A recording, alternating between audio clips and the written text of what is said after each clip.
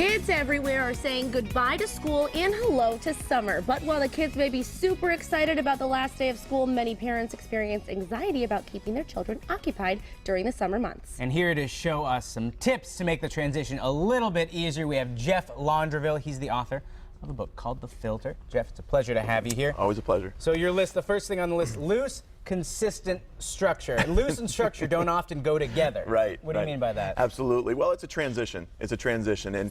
And what we're talking about today, anybody can do the different things that we're doing. You can come up with your own ideas, but to connect with your kids during this time of when the structure is a little looser at home, they don't have school from 7 in the morning to 2:25 or whatever it is, you kind of give them a little more freedom, but keeping the structure where they don't go back to school completely shell-shocked. Completely like, what is this structure all about here, and why am I sitting in this desk for 8 hours? So you want to absolutely transition things so they're not shocked by the transition. And every single age is different, of course. Definitely. Age 7 is going to be way different from age 11. Exactly. So you do have to kind of know your child and what that structure means. Right, and everything in balance. You know, you don't go quickly into anything. Everything in balance, know your child. But the important part of summer is really to connect with your child, because that's when life slows down. You're not flying around with work, you're not flying around with school, and time slow down. So to be proactive during summer, get that relationship, make that connection with them, so when September and the rest of the school year comes, they feel so comfortable coming to you with anything. That's the crucial part I want people to take away from today. Now, when kids during the school year, they go to math or they go to social studies, you want your kids in the summertime going to chores. That's right. Chores are so important. I mean, if you want to teach your children how to have self-discipline, how to advocate for themselves, how to do things around the house, it's going to serve them in their life. People say sometimes like, oh, I don't want them doing things like that.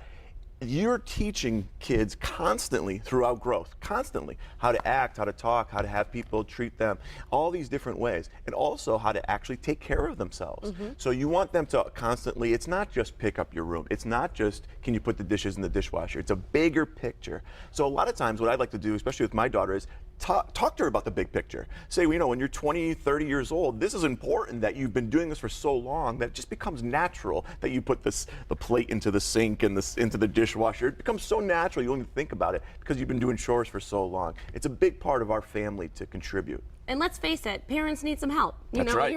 Yeah, that doesn't hurt either. Yeah, I mean, if I don't have to do the dishes and my son or daughter can, hey, of course I'm going to make them do it, right? That's right. But they do feel part of things, and I think that's important. I mean, especially if you cook dinner or your husband cooked dinner, they feel part of things. Okay, we cook dinner, you put this away, who wipes the table? We're a It's team. a family. It gives that togetherness that people really, really always want in life, and to connect.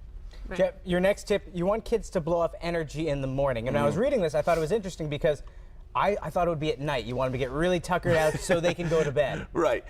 You know, it's interesting. It's kind of like a flow, like a roller coaster throughout the day. In the morning, they have the most energy. In the morning, they feel most energized. But also, the sun is not as potent as it is during the afternoon, and the heat isn't as potent as well. So you really want the morning to be more of that. And then throughout the morning, you can talk about the rest of the day with them. Let them have a voice in the day. You're, of course, the parent. At the end of the day, you run the show.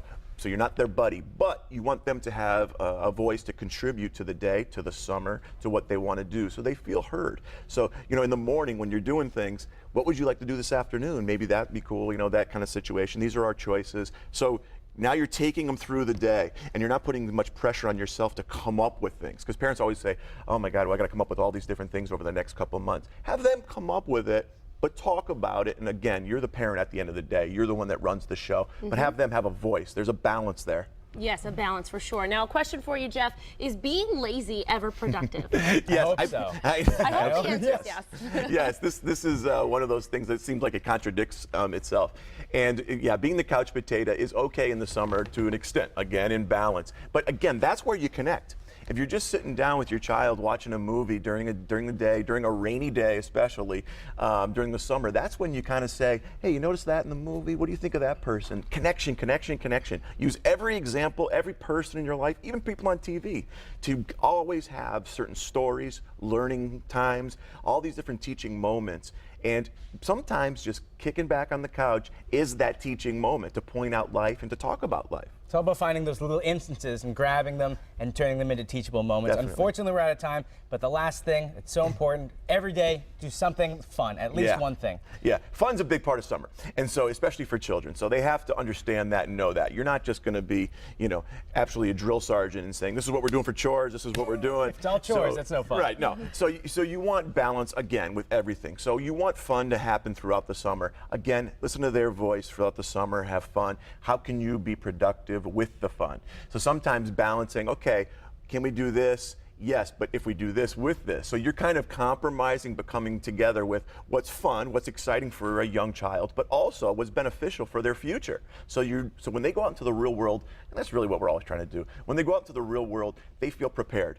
Right. And they feel prepared to take care of themselves. They feel prepared to contribute to society by all these things that happen throughout their growth, throughout the summer, and throughout the year. And a good game of hopscotch is great for parents too. Thanks Definitely. so much, Jeff. Don't break an ankle. Nice No to have ankle you here. breaking. If you want even more parenting tips and tricks, just online, visit us, mymassappeal.com.